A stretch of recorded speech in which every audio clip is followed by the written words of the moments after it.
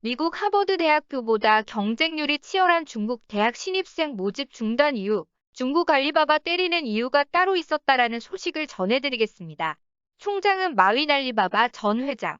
매년 3월 27일 학기가 시작되며 2개월에 한 번씩 집중적으로 4~5일간 수업을 진행합니다. 졸업장은 물론 졸업 시험도 없습니다. 그러나 중국 전역 엘리트들이 들어가고 싶어 안달난 명문 비즈니스 스쿨로 통합니다.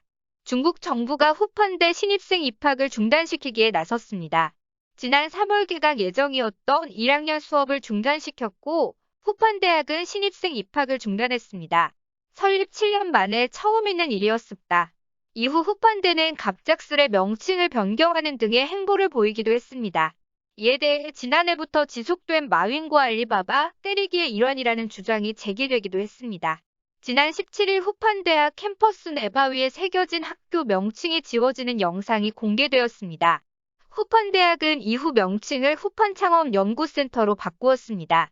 마윈이 알리바바 회장으로 지냈던 2015년 유천즈 레노버 창립자, 펑룬 완퉁 회장, 선거준 인타이그룹 창립자, 차이홍빈 홍콩대학 경제경영대학장, 사오샤오펑 알리바바 그룹 위험관리 책임자 등 이름만 들어도 쟁쟁한 9명의 기업 총수 및 유명 석학들이 공동으로 설립 후원했습니다.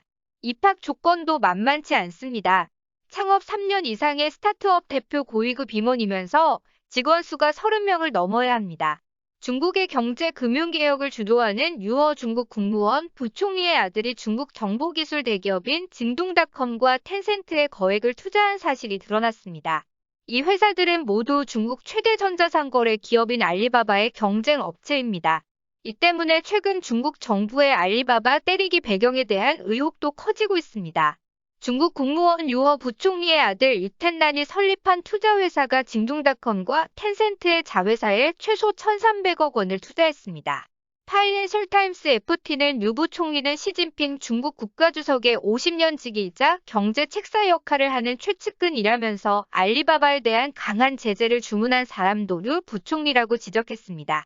알리바바가 중국 당국의 제재를 받으면서 경쟁사인 징둥닷컴과 텐센트 등이 수혜를 입었고 어떤 방식으로든 유허 부총리의 아들도 이에 따른 이익을 얻었을 것이라는 추정됩니다. FT는 는 중국 공산당 고위직의 자녀들인 태자당 눈에 쉽게 띌 수 있다는 점 때문에 극도로 조심하고 있지만 그렇다고 그들이 사라지고 있는 것은 아니라고 전했습니다. 오늘의 추천 영상은 소국이 대국에 대항해서 되겠냐 엄청난 고통을 주겠다입니다. 끝까지 시청해주셔서 감사합니다.